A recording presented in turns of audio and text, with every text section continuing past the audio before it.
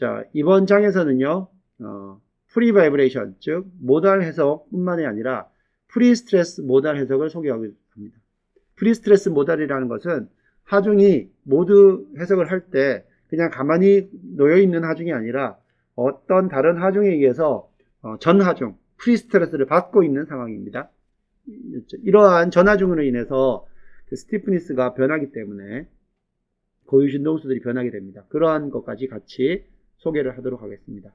일단 기본적인 그 프리 바이브레이션에 대한 기본과 이론과 그리고 이 해석을 위한 가정이 무엇인지, 그 다음에 이 해석에 이용되는 지오메트리, 컨택, 여기에 어떤 식으로 되는지, 솔루션 셋업은 어떻게 하는지, 결과는 어떻게 보는지, 그리고 프리 스트레스를 고려한 또 모달 해석은 어떻게 하는지 그렇게 진행을 하도록 하겠습니다.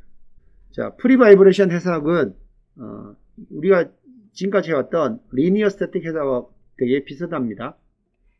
여기 툴박스 어널리시스 시스템에 모달이라고 있습니다. 자, 이 모달을 그냥 드래그 앤 드랍을 하면 되겠고요. 전체적인 흐름은 스태틱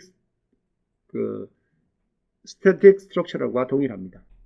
자, 우리가 이 모달 해석을 한다는 것은요, 이퀘이션으로 설명을 하게 되면 일단 여기 나와 있는 mu2.cu.ku=ft가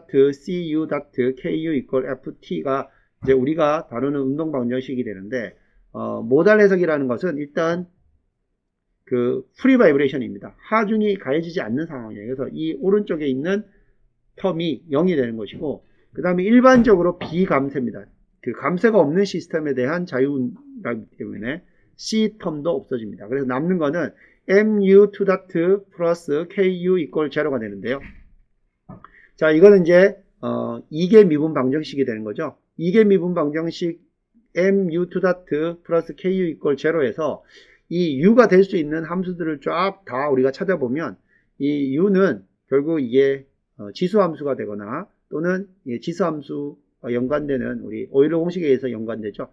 이거를 사인 앤 코사인으로 바꿀 수가 있어요. 왜냐하면 사인 코사인 함수들은 두 번 미분하면 그 부호만 바뀌고 자기 자신이 되기 때문에 결국 이 2개 미분 방정식을 만족하는 우리가 해를 보면 우리가 사인 앤 코사인으로 나타낼 수가 있습니다. 그래서 사인 앤 코사인을 두 개를 뭐 A 사인 오메가 T 플러스 B 코사인 오메가 T 이렇게 놓게 되면 우리가 이거를 덧셈 정리 이용해 가지고 이렇게 사인 오메가 T 플러스 어떤 다른 그 세타로 이렇게 놓을 수가 있어요. 그래서 결국 이 미분 방정식의 해는 우리가 u는 어떤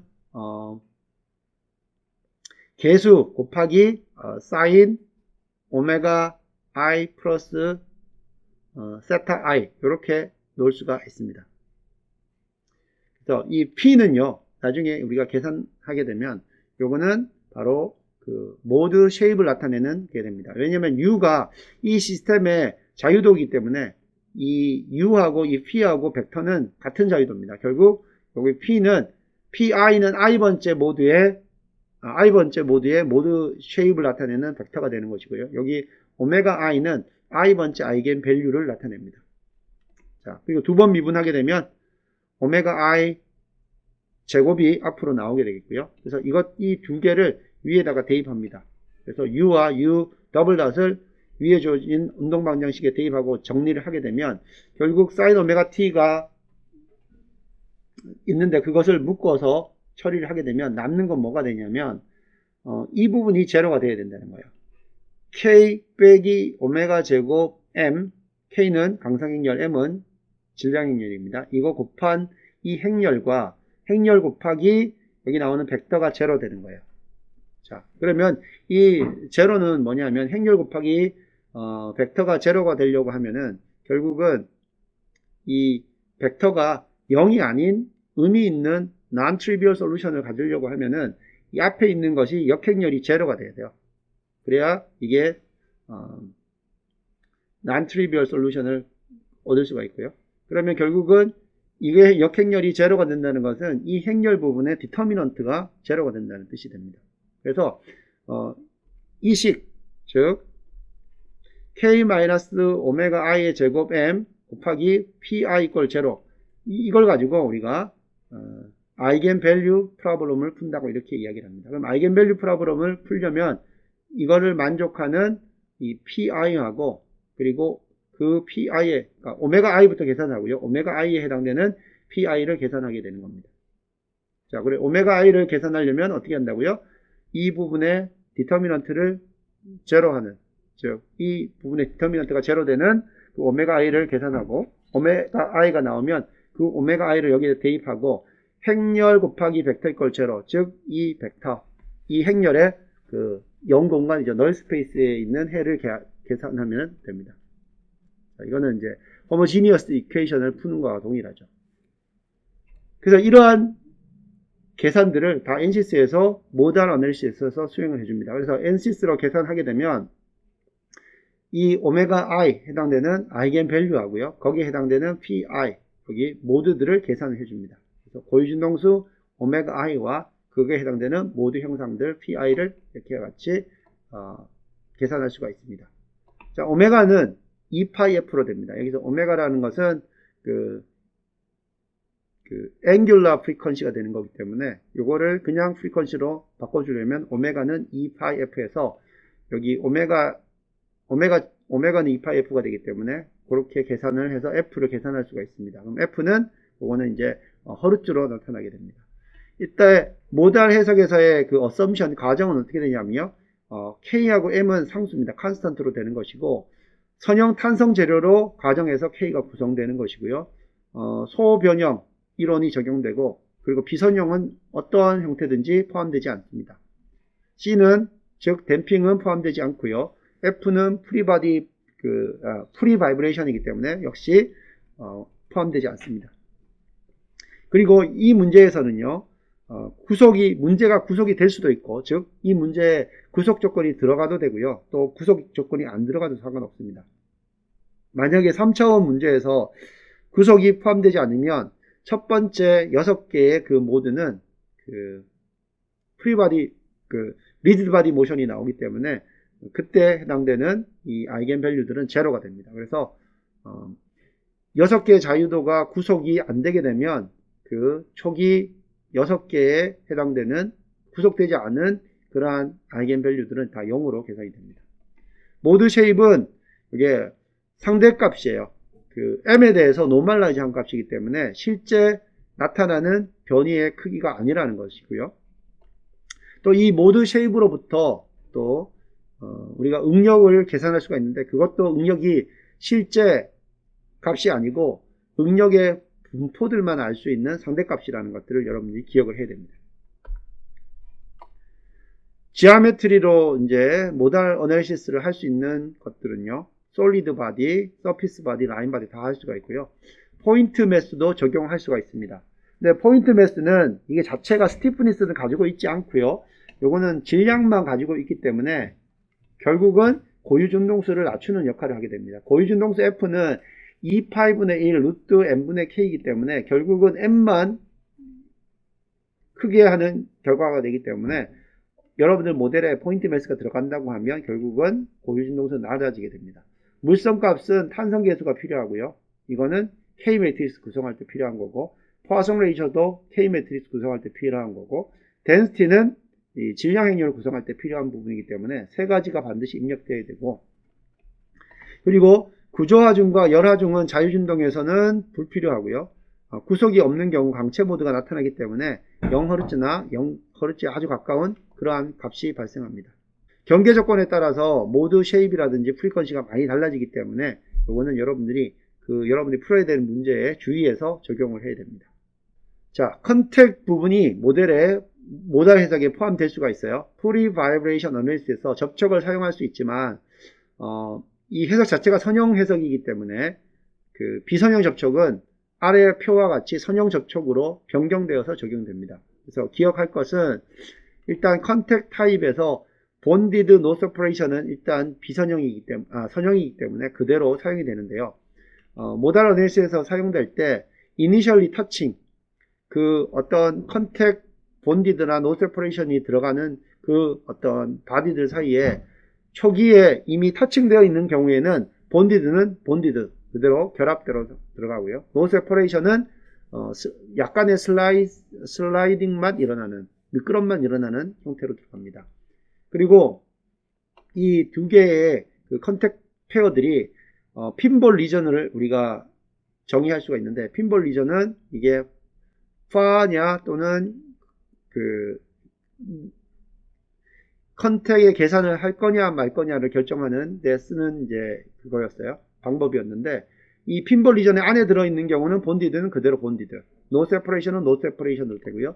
만약에 어떤 컨택 페어가 핀볼 리전 밖에 두 개가 컨택 페어들이, 그러니까 컨택면과 타겟면이 놓이게 되면 이 컨택들은 없는 것으로 가정이 됩니다. 그래서 두 개의 어떤 바디들 사이에 컨택이 전혀 없어지는 그러한 효과가 나타납니다. 그 다음 비선형 러프나 프릭셔니스 프릭셔널은 initially touching, 그 다음에 inside pinball region, outside pinball region에 따라 그 형태들이 달라지는데요. 어쨌든 이 비선형들이 선형으로 바뀌어야 돼요. 그래서 초기에 터칭하고 있는 경우에는 러프는 본디드로, 프릭셔니스트는 no separation으로, 프릭셔널은 본디드로 이렇게 변경이 되어서 적용이 되고요. 만약에 터칭하지 않고 있는데 핀볼 리전 안쪽에 있던 바깥쪽에 있던 이것들은 다 프리로 적용이 됩니다. 그래서 이 모달 해석에서는 여러분들이 컨택이 이런 식으로 적용된다는 걸 이해를 해야 되고요.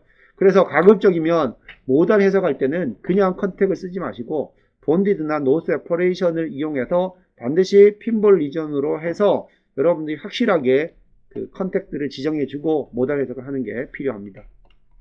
그래서 정리하면 모달 어널리시스에서 모든 접촉은 본디드나 노 세퍼레이션은 변경대에 적용된다. 갭이 존재하는 경우 비선형 접촉은 모두 프리, 그냥 즉 접촉이 없다고 인식하는 것이고요. 본디드와 노 세퍼레이션 같은 경우에는 인사이드 핀볼 안쪽에 있을 때만 그게 인식이 됩니다. 이렇게 기억을 하면 되겠습니다. 자, 미케니컬 어널리시스 내에서 어널리시스 세팅은 어떻게 하냐면요. 그 모달 해석의 경우에는 첫 번째 maximum mode to find, 찾을 모드의 개수를 지정해 주면 됩니다.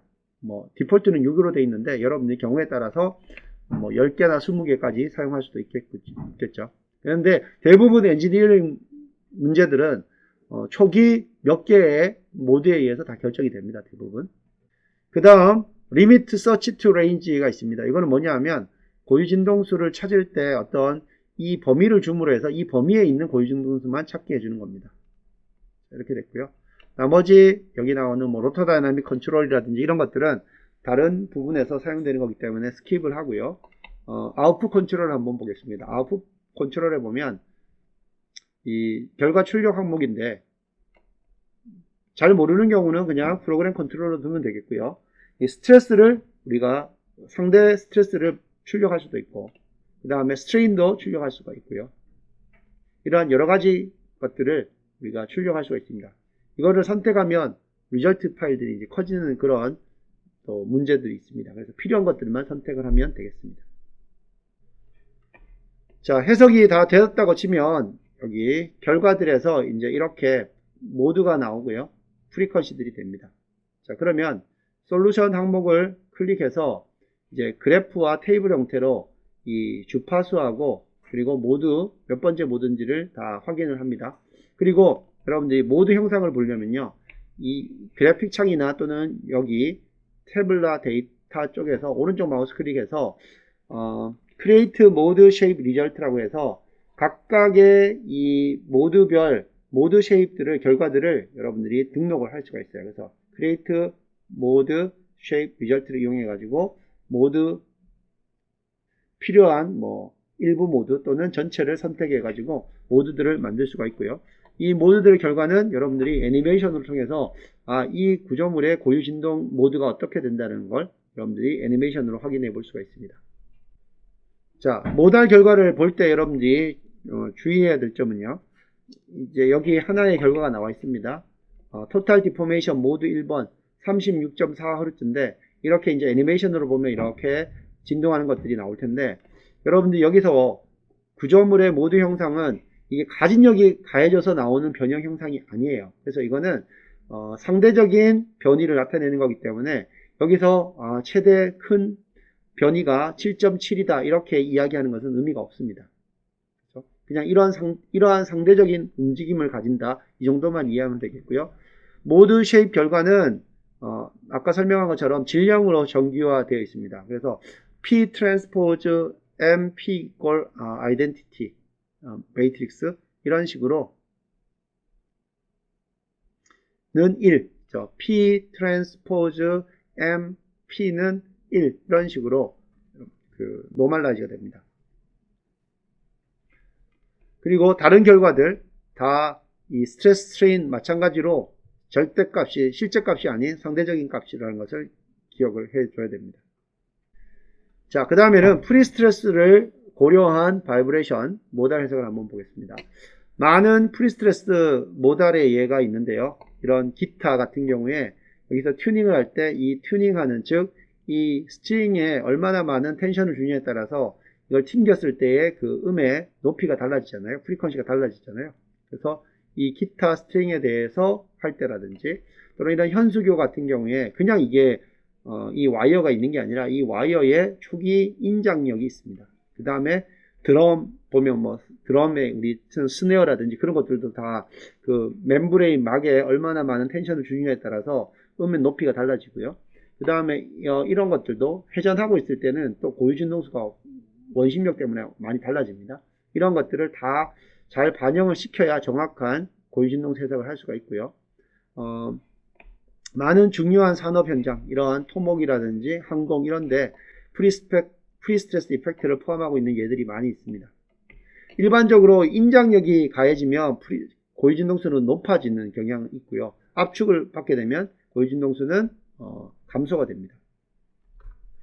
자, 이런 것들을 풀기 위해서는요, 먼저 모달을 하기 전에 스태틱 스트럭처를 하게 됩니다.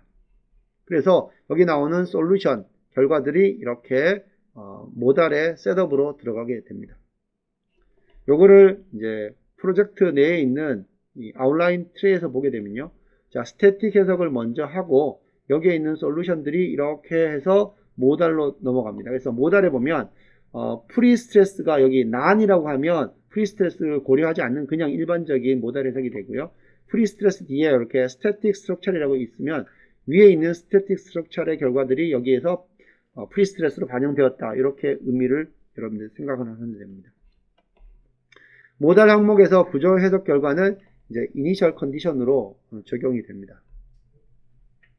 자, 구조물의 이제 외력을 받게 되면 프리스트레스 모달 어널리시스는 이와 같이 되는데요. 먼저 선형 정적 해석에 의해서 어떤 그 K라는 강성 행렬을 가진 구조물에 F라는 하중이 가해지면 X0라는 어떤 그 변이가 발생이 될 겁니다. 그럼 이 변이 때문에 발생하는 그 스트레스가 있을 거예요. 시그마 제로인데 이 스트레스가 스트레스 스티프니스 매트릭스로 계산이 돼요. 즉 스트레스 스티프니스 매트릭스는 이 스트레스로 인해서 스티프니스의 값이 변경되는 겁니다. 그래서 결과적으로 프리스트레스 모달 어널리시스를 한다는 것은요, 초기에 있던 K로 K 마이너스 오메가 I의 제곱 M PI 이퀄 제로를 푸는 게 아니라 초기 선형 정적 해석에서 유발되는 스트레스 스티프니스 매트릭스를 포함한 이 S를 포함한 K 플러스 S를 전체 강성으로 놓고 고유 진동수 해석을 진행을 하는 겁니다. 그래서 이 선형 정적 해석에서 나왔던 그 응력 시그마 제로가 이제 스트레스 스티프니스 매트릭스로 만들어지고요. 그 항이 포함되어서 고유 진동수 해석을 수행하게 됩니다. 이렇게 되면 아까 이야기했던 것처럼 인정은 고유 진동수를 높이는 효과, 압축은 고유 진동수를 낮게 하는 효과, 그런 효과들이 생기게 됩니다.